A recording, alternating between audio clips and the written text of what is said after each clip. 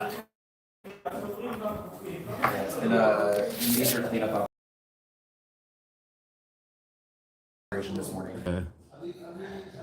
Oh, here we go. He's got his boss is here. He's okay. They can. Okay. Rabbi Levinger said it's best for me to do it like this. So we rotated everything inside, and it's supposed to work. Whenever I make a video, they tell me sideways. Yeah.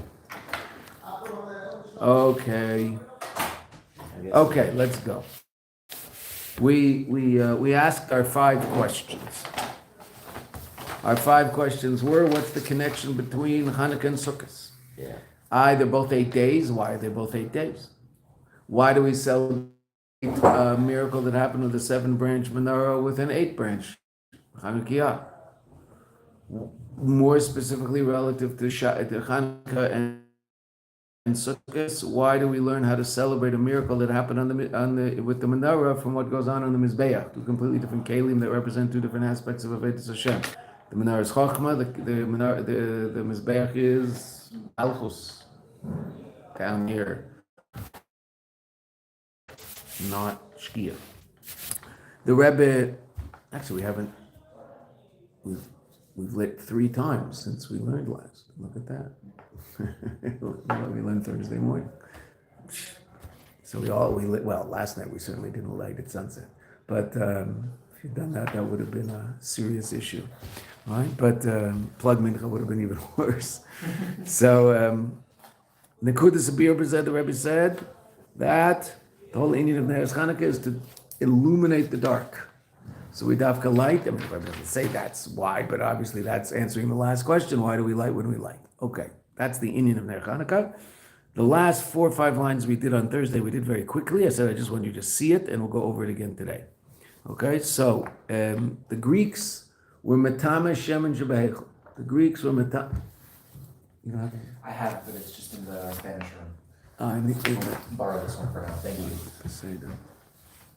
Might be pikuach nefesh to get into the Spanish. Yeah, exactly. Well, Hanukkah's all about pikuach nefesh for Torah, so maybe that's what we should do. Right.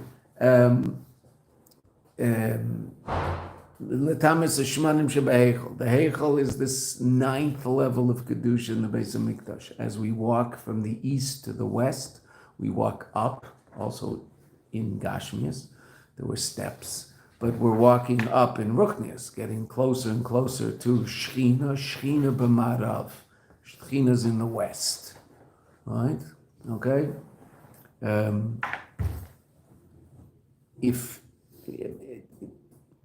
It is worth looking at a diagram just to get a view of this, because most people think when they're standing at the western wall that the temple is above them that way.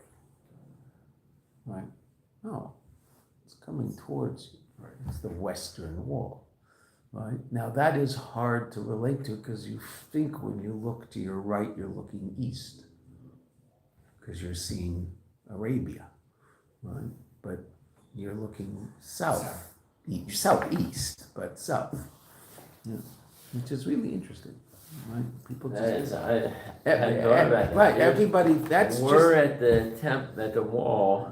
You're saying that the temple's this way. we're looking right in the front door. Yeah, the back door really, because the front door is on the east. You come in from the east and walk up. We can't. That's the door we can't go in. I forget mine. Because Kedusha is over there. Walk around here somewhere probably. I have one at my house at the Beis HaMikdash. Well, so that's also why when you go underneath, right? When you go in the tunnels, so you're walking along that wall, and then you get to that point where you're right opposite Kedusha. It's mamish right there. Right. You're, meters away, all the way in. Just really quite astounding. Right?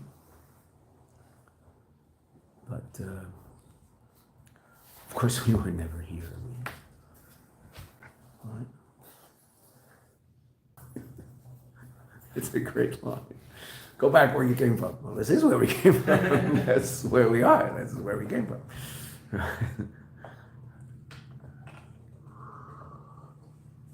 I think that's just the automatic instinct with people who are racist.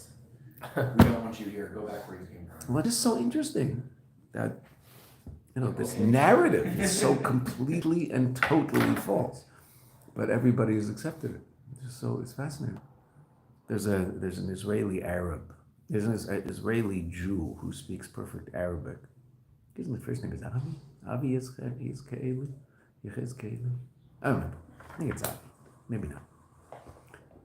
So he speaks a perfect Arabic. He actually sends messages to the Chevra in Gaza in perfect Arabic, saying, why are you letting this happen to you? And why don't you just get rid of these guys and help us get rid of it? And you can actually maybe have a normal life if they're not around. It's very interesting. So he also dresses up as an Arab and goes and talks in different places.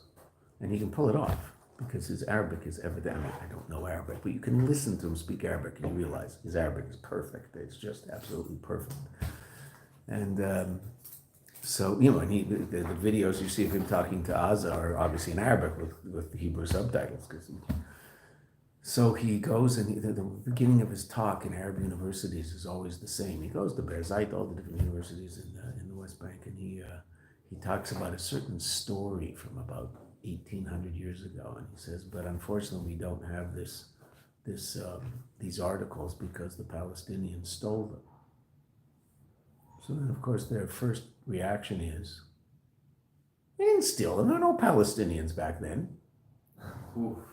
And then he goes, okay, let's start to talk. That's the beginning. They're up in arms. Head out. They're up in arms. How can you? We weren't even around. Right.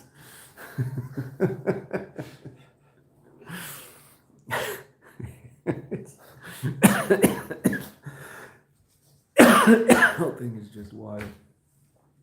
I also thought of something else yesterday, even though it's interesting because there are answers to the question. Yehudi yesterday, after his whatever with Tamar, so he looks around for her, and after a while he says, "Oh, let her just keep it, so it won't be lavos." So Rashi says, the Torah says, that it shouldn't become publicized, this whole story. Well, he sort of lost that, didn't he? It's in the Torah. It's in the most well-read book in the world. Your story is right there. Right. So I don't know, you were trying to keep this quiet. It's not quiet. Not quiet at all.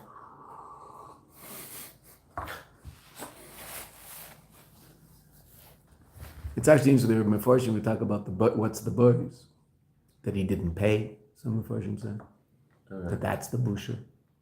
He didn't want to, the fact that had happened. Okay, evidently that was fairly normal, but that they didn't pay right away, or that he overpaid because he left a whole bunch of stuff that was worth a fortune. There's one other pshat. There's three main pshatim as to what the boys is, and since there's not so much knowing about it. So the Inyan of Neres Chanukah is to illuminate the dark. The power of the Greeks was to darken the light, to be matame, some of the most powerful aspects of Kedusha. The Heichel, which is the 9th level, and the Shemen Shebeheichel, and we were learning Shemen is Kodesh. Mishchas Shemen Kodesh. Okay. So let's start after footnote 22 in the text. Okay, about 7 lines up. It's also understood. Shegam la'acharei shabau b'necha. Even after your sons came, your children came. V'tihares mikdashecha. They won the war, and they came, and they were matar the Beis HaMikdash. Hine b'chdei sheyuchlu lahadlik es menorah. In order to light the menorah, which is one of the kelim in the Beis HaMikdash, which means, theoretically, they could have been bringing korbanos, because the Beis HaMikdash was in a state where they could bring korbanos, but they couldn't light the menorah. Right? Now, they could have lit the menorah with Shemen Tameh B'di'evet. Right? Why? Because he's trained himself not to see that. The Greek has trained himself to see everything within the context and the box of nature, and doesn't believe in the existence of something that's supernatural. That doesn't mean not metaphysical. He believes in metaphysical reality. But all the metaphysical reality that the Greek believes in are these deities that are in charge of physical reality. So you're saying they train themselves, but I thought that's just a limitation of their nefesh, basically. Whatever they have, their limitations mimale. And so this is not even a possibility, even if they didn't. Well, yes, but no, because it is possible for a non-Jew, at least intellectually, to appreciate the fact that there's a miraculous reality, right? No problem. They can't. The Greek can't, but lots of non-Jews can. The intellect of the Nefesh Bahamis of a non-Jew comes from Klipas Neiga. The Midas come from Klipas. The Tanya that we're learning now, the Midas come from Klipas Tameos. They can't do an act that's completely selfless. Now that doesn't make them horrible, terrible people, because most of us also never do an act that's completely selfless. But we could. It's possible. Right? We have the ability. Whether or not we ever reach that potential is another question, but the potential exists. That's mitzvah the midas. When the Alter Rebbe in Tanya is talking about the midas of the nefesh bahamis of the non-Jew as opposed to the non-Jew, he's talking about the nefesh bahamis. He's talking about the midas of the nefesh bahamis. The intellect of the nefesh bahamis of anybody in the world comes from klipas nega, therefore can be elevated to kedusha. Therefore can also appreciate an idea in kedusha. What's the reality of being elevated to kedusha? You can get on a plane and go to the Rebbe. What's a plane? A plane is the fruits of the intellect of a non-Jew. A bunch of non-Jews. Right? Okay, you've cleared up something I've wondered about for a long time. Right. So what's a really interesting question about this, where it comes up, and this is for Ari, not just because I love him dearly, but because it just happens to be a really fascinating question. Non-Jewish music, where does it come from? Non-Jewish what? Now, music. Oh. Now, obviously Mick Jagger is all Midas. No, seriously, the blues and jazz, it's all Midas. Now, jazz has an unbelievably sophisticated intellect to it, the musical theory behind jazz. But the guys playing it, it's all Midas. I mean, look at that. You know, right? I mean, that's more blues, but it's all, okay, what about classical music? The one genre of music that you might very well say is coming from Seichel is classical music. There's just it's obviously more sophisticated than all the other stuff. Okay. So now, where does that come from? When Bach writes a concerto, if it's coming from his midos, you can't elevate it. That means you shouldn't listen to it in order to connect to the Eibishter.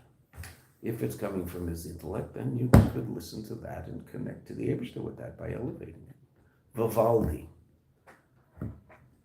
Four Seasons. My goodness gracious, that's a powerful piece of music. Now, that can be the most dangerous thing in the world because it's coming from his midos, and the guy was a monk. So then you're just sinking into Avia Vaisatuma with him. If it's coming from his intellect, obviously some of it is, but if it's coming from his intellect, then it can elevate you. Why not? It's a pretty amazing piece of music. Right? No question. Yeah. Okay, but that doesn't mean it can't be klipa. There's all sorts of amazing things that are klipa. Right? So that's really a fascinating question. Now, musical theory, for sure, is seichel. Yeah. That's why you can elevate you can use certain musical motifs in Jewish music.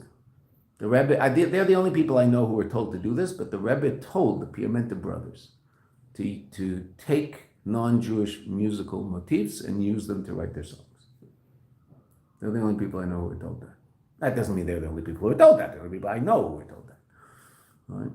And Avi talks about it. They were shocked. Right? They're both world-class musicians. Right? And that's what they were told to do. So reading a book by a Goyish author, as long as it's not stupid books, but well, if it's not a romance on economics, you want to read a book on economics by why not? I mean, why shouldn't he understand economics as well as anybody else? And you could use that information for positive purposes. Make some more money and give more stock. Why not? Absolutely. Right? There might even be some ideas about where you're going to run into a danger is when you run into a danger when you're talking about emotional wellness. Ooh, you'll go there because that's midas. And the emotional wellness is going to be about myself, by definition. Whereas Jewish emotional wellness starts there, but is trying to take you to a place where the true wellness is that this is not about yourself. Which is how the Rabbi, that's an amazing sikh, the Rabbi explains it in Mahadran and Mahadran Minamahadran. What's Mahadran?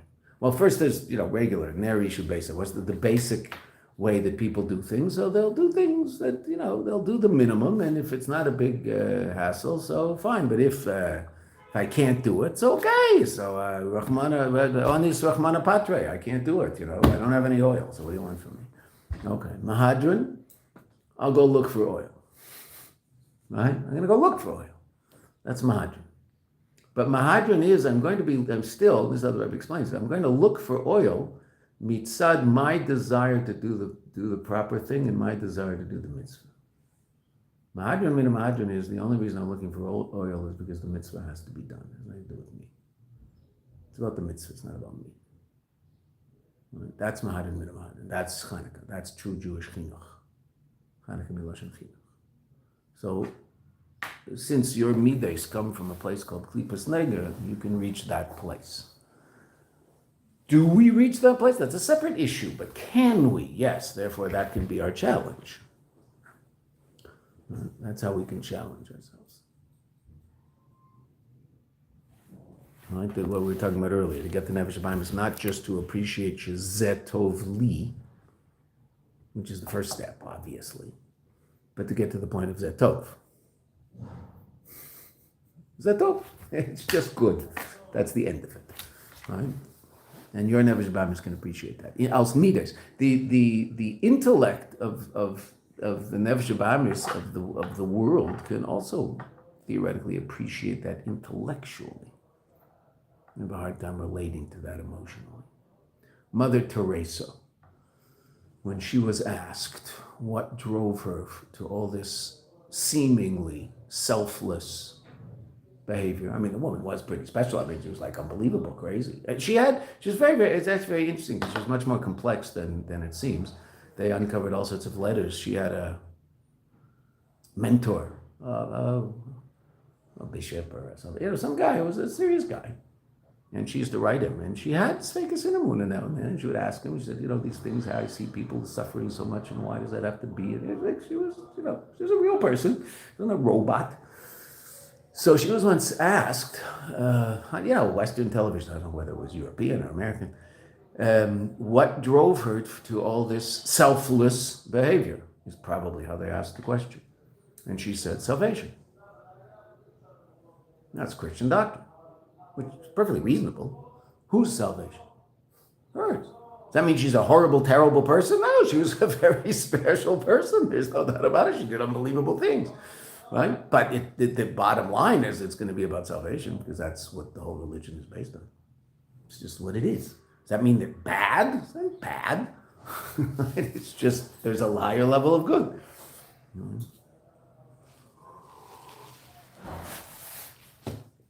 If everybody in the world took care of other people like Mother Teresa, the world would probably be a much, much, much nicer place.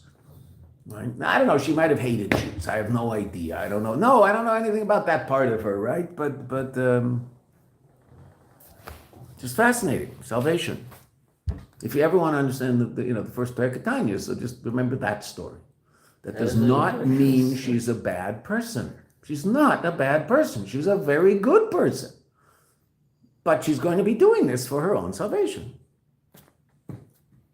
People who do good things for other people because it makes them feel good, are they bad people? No. But it's still not selfless behavior, right? I feel so good when I go to Nicaragua and rebuild those houses for those people whose houses were wiped out in the monsoon. How many Hollywood stars have you heard say that? They said these celebrities go down and rebuild houses in Nicaragua. Oh, I feel so good when I'm helping them. I really hope there's another monsoon next year so I can go help them again and feel good about myself next year. No, that's the cynical, but what are they saying, right? That is what they're saying. They're not saying that, obviously, but the cynical take on that is that. What's this got to do with you? Nothing to do with you feeling good. These people need houses. Oh, okay, but they can't get past that. They're not going to get past that. Doesn't mean that what they're doing isn't good. Mamish, it's amazing. Kol hakavod. Kol hakavod. It'll be better if they did it without anybody interviewing them. Okay, but that's going to be hard for them, in all fairness. Someone's going to interview them. Right? And I'm sure there's people who go down who want to help and avoid being interviewed, who are, celebrities, blah, blah, blah, blah. Okay, kol hakavod, that's even better. But what's going to happen in that person's, I'm even better because I didn't get interviewed. Or I'm so humble. Right. Okay. That doesn't mean that I'm doing amazing stuff and good people. So I just so the Greek is definitely limited, but the Greek can come to an appreciation of, and this is Sheva Mitzvahs B'nai Noach is based on the fact that the non-Jewish world can come to an intellectual appreciation of the fact that there's one God, completely transcendent to the world, and they have to believe that. It's one of the Sheva Mitzvahs B'nai Noach, and therefore there won't be all these other deities of the Zeus and all this other stuff. Right? They probably borrowed Zeus. I once saw it in college. I was doing a paper on the Cairo Geniza. So in the Cairo Geniza, there's some really interesting old Egyptian stuff. And the Egyptians were before the Greeks, right? Old stuff. And there's they have this, what do they call it? I don't know. Hadith or something. That's like the Muslims also have something similar to Medrash because they just, whatever we have, they copy. So there's a no, it's not that. This is about davening. There's some old Greek manuscript or something where a deity, and he's not, I read it in English, right? He's spelled Theuth, which is really interesting. Which is just a Greek god with a lisp, right? That's probably where he came from, right? So he's having a conversation with some Egyptian who's writing things down. They say the Egyptians invented writing with hieroglyphics and all that stuff, right? So he's writing things down, and this deity asks him, "What are you doing?" He said, "We invented something called writing." He said, "That's a terrible idea." He said, "This is a 4,000+ year old thing." So that's a terrible. He said, "Why? It'll destroy your memory."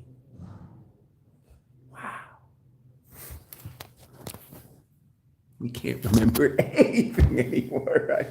Because you don't have to, right? This is like old. It'll destroy your memory. Writing. It's an amazing thing.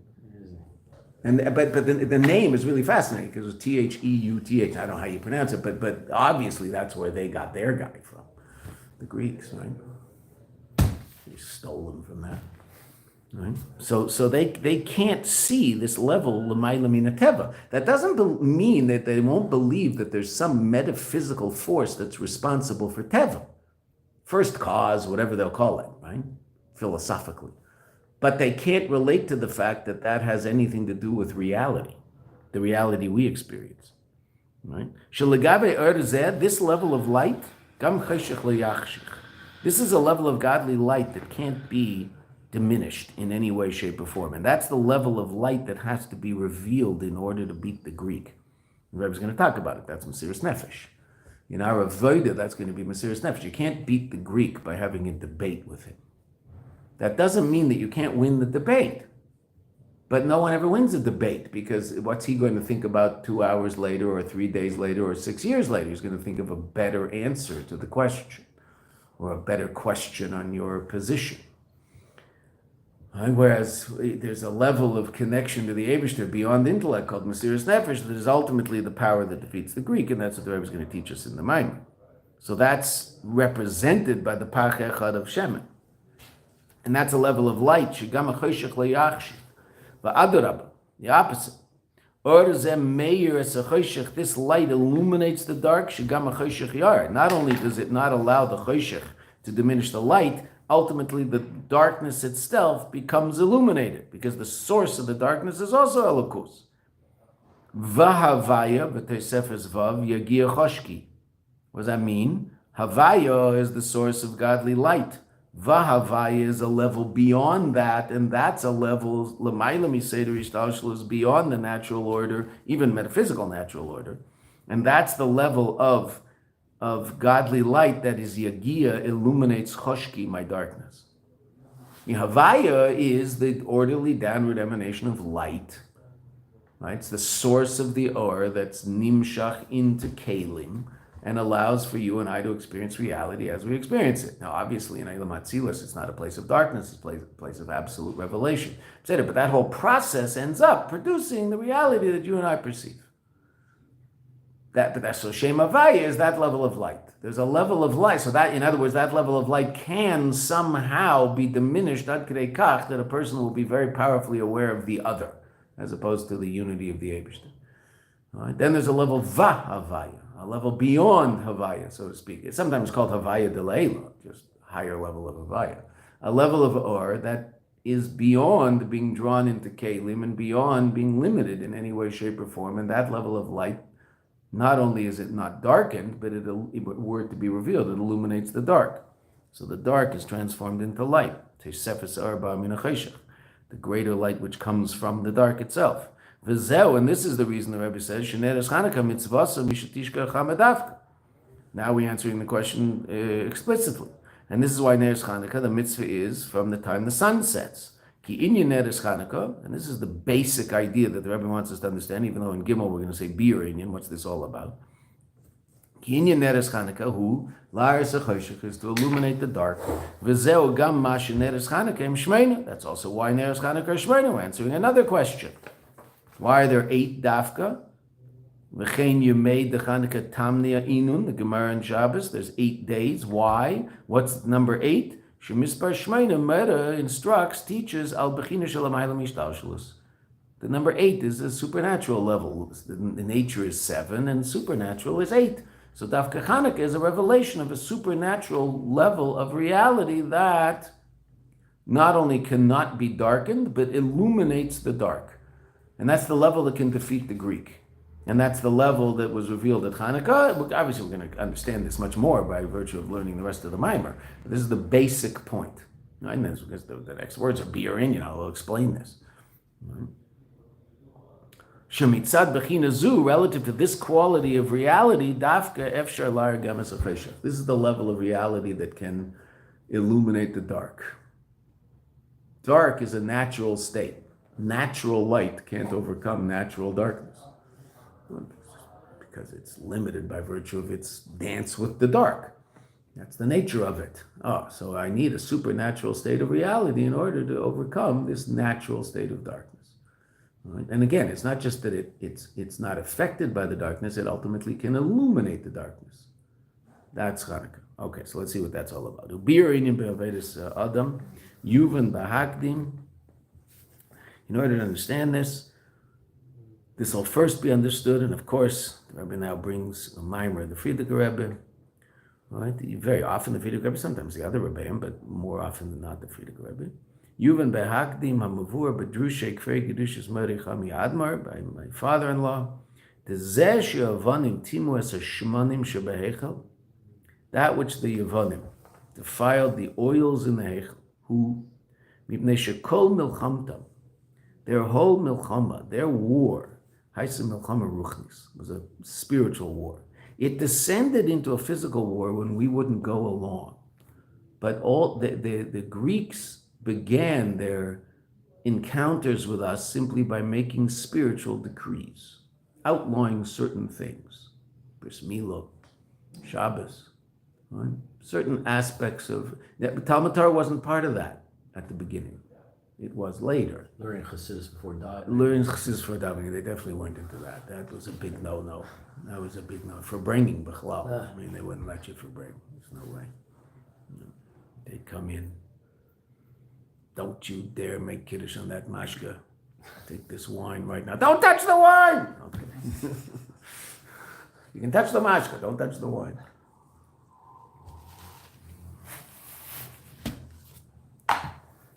There was a spiritual war. And that's generally what people say, just in and I don't mean it superficial in a negative way, just in a simple, call it superficial relatively, a simple superficial understanding of the difference between Purim and Hanukkah.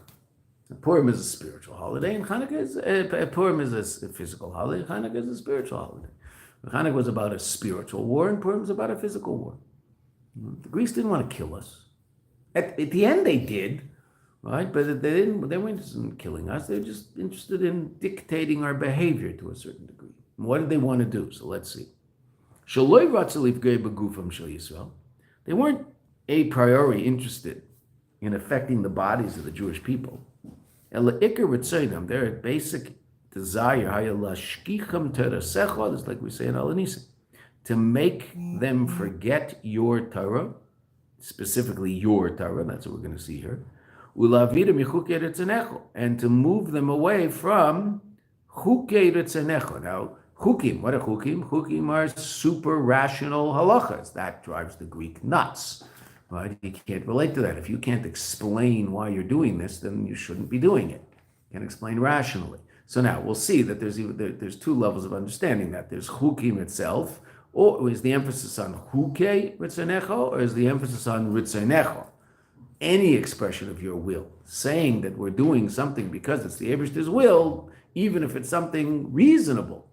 If we say we don't murder because the Eibishter says he doesn't want us to, so that will bother the Greek. The Greek will say, well, you understand, you can explain rationally why you shouldn't murder.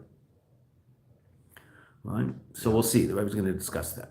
And this, Ois Dalet, is a very, very famous Ois, where the Rebbe discusses the whole inyan of the L'mayla mitam vadas of Mishpatim, also. Very, very famous, quoted in many, many different places. The Rebbe himself refers to it in many places. Right? L'avinu michukei ritzanecho. V'gam b'zeh gufin, this itself. So that's the Greek. What does he want us to do? What does he want? He wants us to forget, and we're going to see, Torah secho, your Torah. Learn Torah? No problem. The Greek has no problem learning Torah. It's one of the great intellectual achievements of humankind. The Talmud Bavli, it wasn't around then, obviously, but my goodness gracious, what an amazing book. Right? And it should be in every library, and it is in every library. Every serious library has a copy of Talmud Bavli. Right? V'gam b'zeh gufa, also in this itself, b'zeh shalachmu neged Torah mitzvah, that which they fought Torah mitzvahs. Iker milchamtam, their essential milchama, isa neged ruchnius, velokus to Torah mitzvahs. Wasn't that the idea of Torah mitzvahs themselves, but the elokus, the ruchnius, the spirituality of Torah mitzvahs. The zel lashkicham tarasecha dafka, your Torah. It doesn't say lashkicham Torah, tarasecha.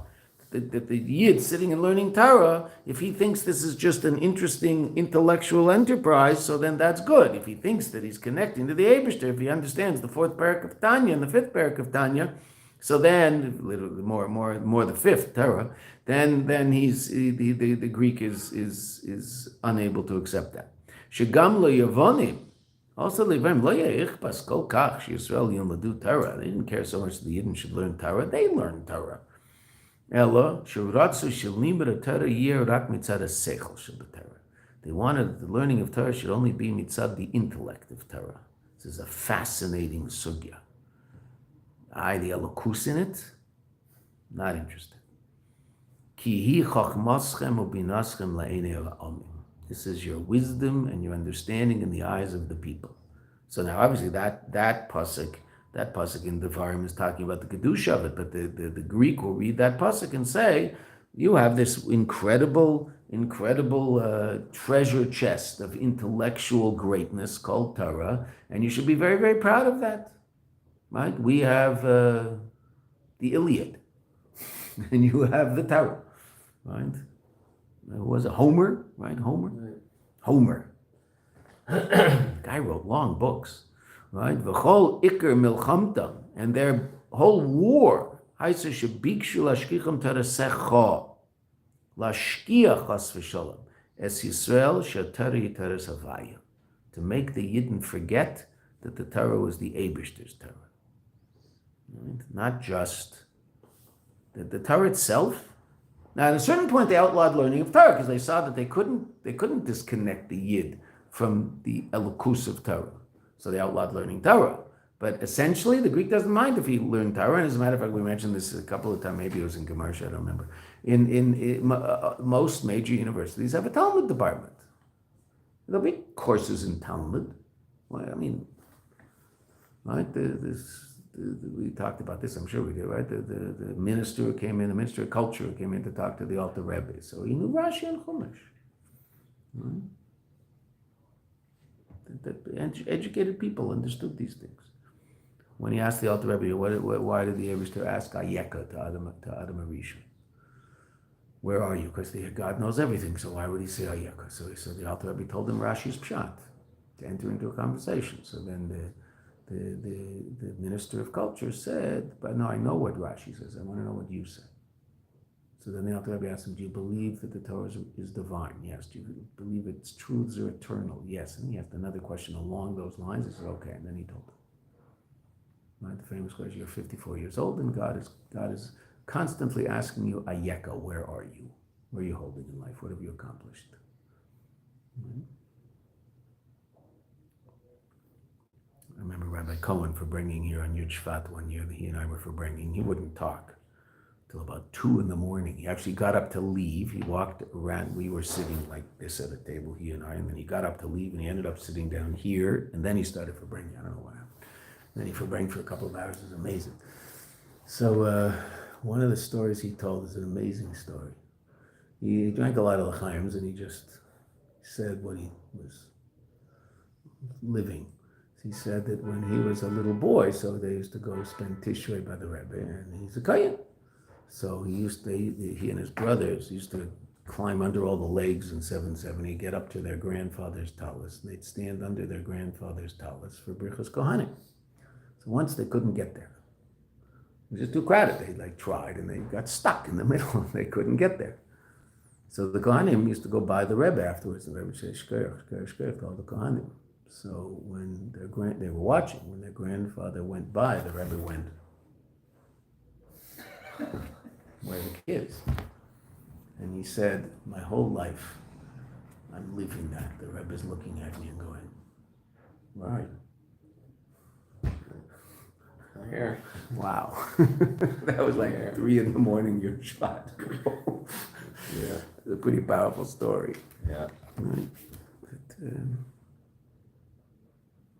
there was a Pelish Chassid who wanted to get the bracha, the Ishkayach of the Rebbe to the Kohanim, but he wasn't a Kohen, so he just went up there and he stood there. He didn't say Birchas Kohanim, but he wanted the Ishkayach. So when he walked by the Rebbe skipped over him. Rebbe said, Shkoyach, Shkoyach, Shkoyach, didn't say anything as he walked by, and then to the next person, Shkoyach.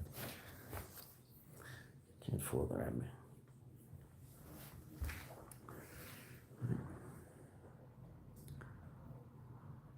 So that's the Greeks. And that's the Western mindset to this day, right? I mean, it's very, very, very powerfully affected by the Greeks. Most of the, so-called, I mean, it might even happen within Orthodoxy, but certainly the non-Orthodox movements in Judaism are always about taking the Eibishter out of Torah and mitzvahs. I mean, that's just the idea. Even if you do some Torah and mitzvahs, but you just have to take the Eibishter out of it, and then it's fine.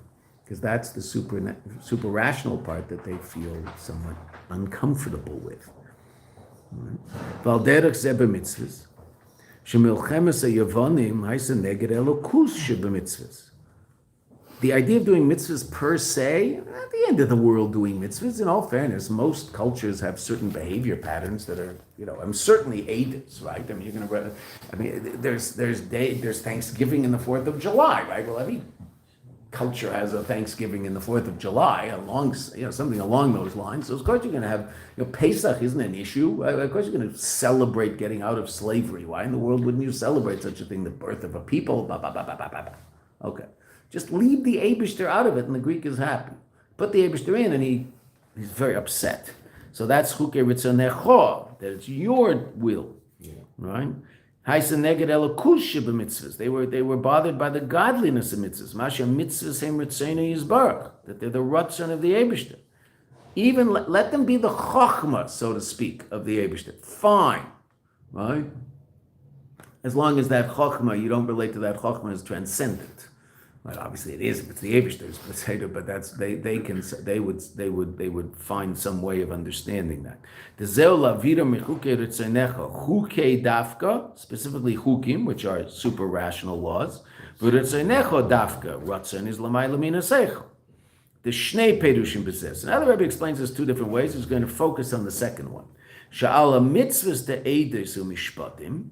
The mitzvahs of edus and mishpatim, liyos and mitzvahs sichliyos, since they are rational mitzvahs, they're intellectual mitzvahs. I can explain edus. It's obvious why we celebrate Purim. There was a great salvation. It's obvious why we celebrate Hanukkah. Obviously the Greek isn't going to be so happy about our celebration of Hanukkah. But after the fact, of course they should celebrate Hanukkah. There was a war, they won the war, and of course you celebrate it. Why shouldn't you celebrate it? So edus, which are edus, right, and mishpatim, don't steal, don't murder, laws that can be understood with human intellect. Liyos and mitzvahs, since these are intellectual mitzvahs, hiskimu gam yavanim, so the Yavanim had no problem with that. Every society has laws. Every society has certain holidays that represent events or celebrate events that happen in their history. V'kol milchamta ma'aseh k'neged hamitzvos dechukim. Mikeven she'ofen kiyumam hu rak mipnei shem ratzon havaya. Because the whole purpose and the way in which we fulfill the chayk is, it's super rational. We're only doing this because it's the Eibishter's ratzon, not because it makes any sense. It's not. Bris Milah was certainly one of those, and that was one of the first things that they asked. Because the whole idea of Bris Milah is our connection to the Eibishter's l'mayla mina seichel, because an 8-day-old has no seichel, and yet he's essentially connected to the Eibishter's, entering into this covenant. No, it's ridiculous. How can an 8-day-old child make such a decision? You want to enter into that covenant when you're 13? No problem. Intellectual decision to enter into a relationship? Fine. That doesn't bother him per se, meaning take upon yourself certain behavior patterns? No problem. Bris? It's ridiculous. Never heard of such a thing. They can't handle it, the Greek. Upedish. That's one shot. That they can, mishpatim and edus aren't the problem.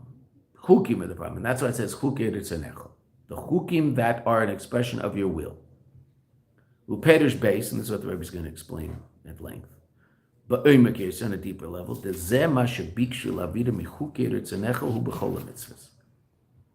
Right? All mitzvahs, gam mitzvahs to edus and mishpatim, even those mitzvahs, if they're done within the context of the ratzon of HaKadosh Baruch Hu and not simply the seichel of it, they will fight to the death, and that's what they were fighting about.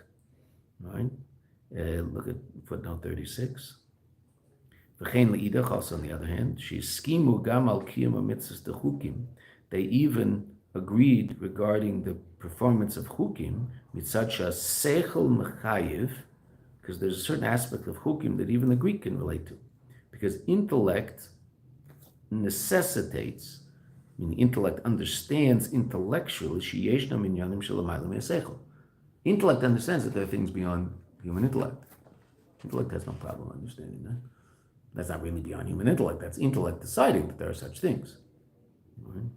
Anybody who believes in psychology understands there are things that are l'mayla mina seichel, right? Because there's subconscious and superconscious states of reality that affect our conscious behavior. Right? Visnagdusam, and their opposition, gam l'mitzvahs eila, also to these mitzvahs. That we shouldn't perform them in terms of them being ritzonecha, your will. That was their issue. Right? Why are you doing this? Because the Eibishter wants. Right? Remember once sitting in Zal in the yeshiva that was the Gilgul Rishon of Mayanot, and there was a yeshiva that was in our shul in Harnof. It was the only time the Rabbi gave a bracha for a yeshiva for Bali Tshuva in Yerushalayim. So he wrote in Tafshin Mem Tes. The Rabbi gave that bracha. So I was sitting in Zal, and one of the students was talking to one of the shulchim. They're having some heated conversation on the other side of Zal. I didn't know what they were talking about, but they were clearly, And then I heard those words that you always hate here. Let's go ask Rabbi Kaplan. I said, oh no, now I'm in trouble. And I didn't know what they were talking about. So they came over and they said, why do you wear a hat? like you wear your hat? Why do you have a shin in the top of the hat? And why does our hat look like it looks? So I said, the Rabbi does. So the shliach said, I told you. So I guess he, I didn't know who was who. Right? So evidently, what was the argument? The student had this whole long intellectual explanation as to why it is we do what we do, which might be true. Why do we do it? Well, the Rabbi wears. That's what we wear. Right? The Rabbi wore a different hat. We wear a different hat. Right? So the shliach was very happy. Right? Is there a seichel? There can be a seichel to it. That's not why you do it. Why do you put on tefillin in the morning? Because God wants you to put on tefillin. You say this little meditation before, and it's in the siddur, right? L'shabbat is a meirach, l'salev, right? You say that. But why are you doing this? Because God wants me to put on the black boxes with leather straps. It's cool. Baruch Hashem, He doesn't want things in my nose or in my tongue. I'm very happy about that. Because we do that too. That's what He wanted. For Perish based, the Zema Shabik Shalavim Nechutznechu B'chol Mitzvahs. Gam b'mitzvahs Deis Mishpatim, that it's simply about the Ratzon, that bothered them. Okay, let's go a little further. I'd like to try to finish the Maimer this week, which we can. V'yuven Zel Pir Yadua. Now the Rebbe is going to enter into a very, very, very important discussion. We'll see the beginning of it now. Mamish, just the beginning. We're just going to turn over the page. And then we'll discuss it at length tomorrow. This is brought in many places and is when there's a footnote relating to something. What do you say? There's footnotes in other Maimarim that tell you go look here. Reference. Thank you.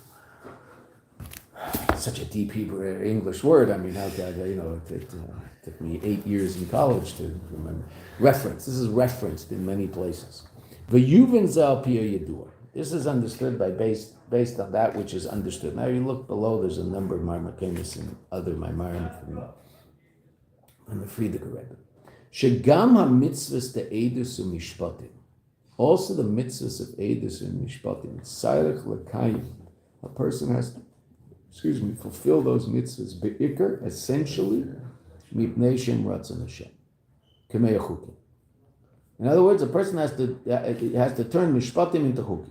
Why don't you steal? Because God said don't steal. Can I explain intellectually why I don't steal? Well, of course you can explain intellectually. A society is not going to work. If people are stealing from each other. It just doesn't work. Impossible. Impossible to live that way.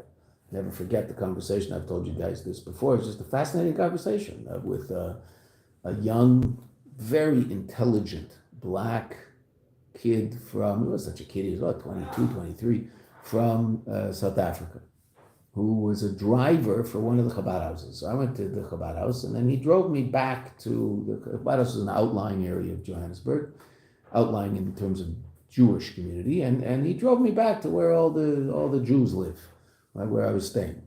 So he and I were schmoozing, very intelligent guy. He was studying art in college. So I said, art, that's not a very good way to make a living, is it? He said, no, that's why I drive for the house. Right? So I said, well, where do you live? So he said a word that really shook me to my core. Where does he live? Soweto. Is it what? Soweto.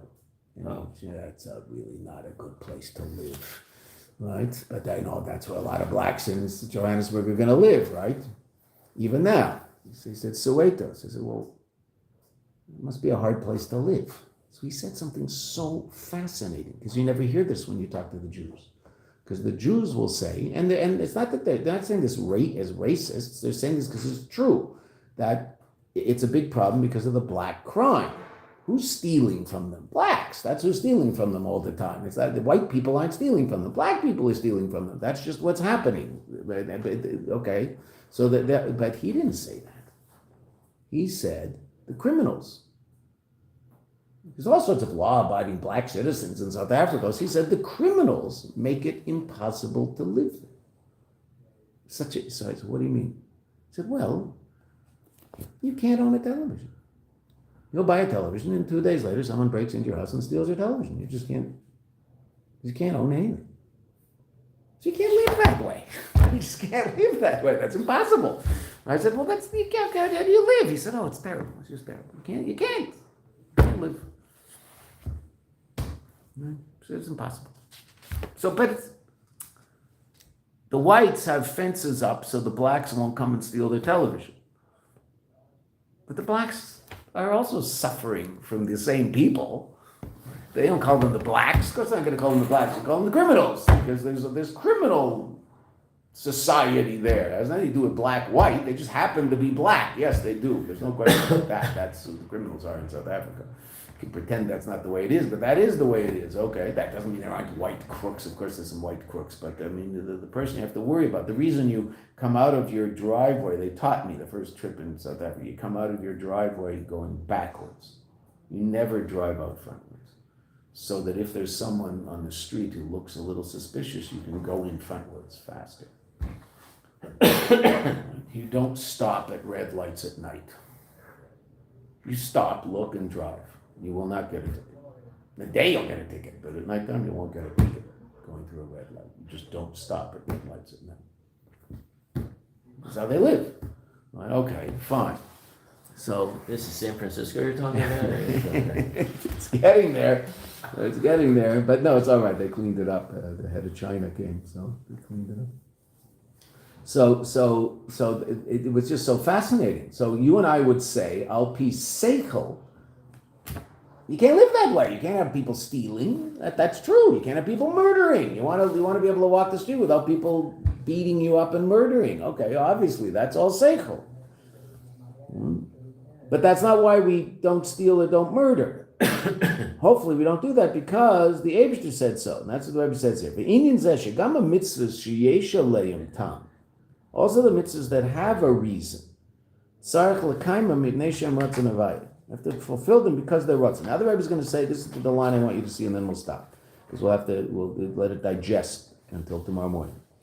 But the Rebbe said something very important.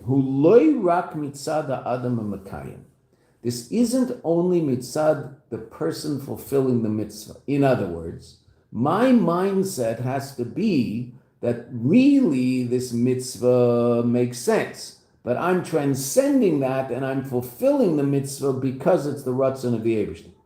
Then it's mitzad me. Right? That's what Rabbi says. Loirak that. Loirak mitzad adam hamakayim. That what? Shekiyam ha-mitzvah shelo. That his performance of mitzvahs, sarach liyos, must be b'derech avedus ha'eved. Has to be like an eved doing what the master says because the master said it, not because I understand it. Shazeu, and this is a continuation of what it shouldn't be. Shazeu dafka, when is it that it's mitzad mi, it's the eved, kishemekayim es a mitzvahs, when he performs the mitzvahs, loy mitzad atam v'seichel, not in terms of the intellect. There is intellect there, it's a mishpat. But the person isn't doing it because of the intellect, ki'im, but rather, mitzad sivri adon. The person is doing it in terms of the sivri of the master. The Rabbi says, that's not enough. That's not the true understanding of how to perform a mishpat. Ella, the Rebbe says, Ella, gam mitzad mitzvahs. Even mitzad the mitzvah itself. It's not the way I relate to the mitzvah. It's that I have to appreciate the fact that the mitzvah itself is ratzon, not just seichel. Not that I relate to it as the ratzon. It is the ratzon, which is lamayla min seichel. See, and I was going to explain that at great length. Ki kol mitzvahs, all mitzvahs. There's a period in 2 lines. Gam ha-mitzvah sheyesh aleim tam. Even the mitzvahs that have a reason. They resonate in human intellect. They're the ratzon of the Eibishter. Ratzon shelamayla miyatam. And ratzon which is beyond intellect. Ratzon by definition is beyond intellect. The power of ratzon is a power that's super rational. Right? And simply because a Kadosh Baruch Hu decreed shall ratzon the mitzvahs elu, that the ratzon of these mitzvahs yislavesh gam batam, will also be clothed in reason. And what's the true shorish of the mishpat? Don't murder. What's the true shorish of that? The ratzon of the Eibishter. The ratzon of the Eibishter is also not only that you shouldn't murder, but that intellectually you should appreciate the fact that you shouldn't murder. But that's all just mitzad the ratzon of the Eibishter. And that's why you and I call it a mishpat. In other words, it's not called a mishpat because human intellect can understand it. Human intellect can understand it because it's called a mishpat. What came first? The Ratzon of the Eibishter. Humans were created in such a way that they have a natural ability to understand mishpatim. Oh, okay. But I don't call it a mishpat because I understand it. I was given that understanding so that you and I would call this thing a mishpat. The Eibishter looked in the Torah and created the world. So that means human intellect mirrors the Torah. So the fact that the Eibishter called "don't steal" a mishpat means that human intellect will relate to that intellectually and understand that intellectually on some level. Now we're going to see not only it's true that the source of this is the Ratzon of the Eibishter, but I also have to appreciate the fact that even mitzad the mishpat, and that's what we'll see tomorrow, I don't understand the Eibishter's reason for not murdering. I don't understand the seichel. I don't understand the seichel eloki in not murdering. I only understand how seichel anoshi understands don't murder. Why did the Eibishter say don't murder? What's his seichel in that? How am I supposed to understand how infinite Chachma appreciates the notion of don't murder? I only understand how finite Chachma appreciates the idea of don't murder. And we do. We understand that. There's no problem explaining that. Ad kedei kach, that most people in the world, without Torah, murder is completely and totally not part of their reality. Ad kedei kach, that there's no free will relative to murder. They don't have true free will is 50-50. Very few people in the world, very few people in the world relatively relate to murder as a possible response to certain situations. It's just beyond the pale. It's not shy. Someone cuts you off on the highway, you don't think, oh, I want to murder him. No, it's us, sir, I'm not going to murder him. You don't have such a type. Whoever heard of such a thing? Right? Murder? That doesn't mean killing. Murder. Right? Most people don't have a taiva for murder. That means most people relative to the mitzvah of l'tirtzach are tzaddikim. They don't have a taiva for that. And the lack of taiva didn't even come from Torah. It just came from basic Western values that they were taught as a kid. It's not like they had to become a Baal Tshuva and all of a sudden think, oh, no, I can't murder. What's that? I mean, that took care of kashrus and Shabbos and all sorts of other stuff. But murder? No. Stealing? That's a different one. All right? A little here on the taxes and a little there, and maybe they won't know, and they undercharge you in the store, and you go back. Well, okay. That's a different one. Stealing, most people have a little taiva to. That doesn't mean they'll act in accordance with the taiva, but they might have a taiva. I don't know anybody, personally, that has a taiva to murder and overcomes that taiva with what you and I will call iskafia. And if anybody in this room is holding there, could you please let us know so we will act accordingly. Angry. Yeah, we'll just act accordingly, make sure that we. Now, that doesn't mean we don't know there are such people. Right? There are all sorts of people like that. We live in a neighborhood. I think most of us, in all fairness, the reason that we don't have a lot of respect for modern day Arab culture is because murder is just part of the free will experience. That doesn't mean they're all murderers, but it's just as easy to be one as not be one. And that doesn't mean us. That means their daughter if she was seen with the wrong guy on the street. It's just the way their society works, which is why I think most of us don't respect that society an awful lot. Doesn't mean I hate the people. I don't hate the people. I just completely really unimpressed with the society, completely and totally. Yeah. Modern Arab Muslim society, and it's just completely unimpressive. I hate them. I hate them. The Hamasnikim, yeah, those guys are really low lives. Okay, but And that might be 2/3 of us, I have no clue. But your average guy probably just wants to make a living and be done with his life. But their society is really disgusting when it comes to murder. Okay. Just one quick story. A friend of mine who was going through TSA at Kennedy Airport, and the guy, there's the cop that you go by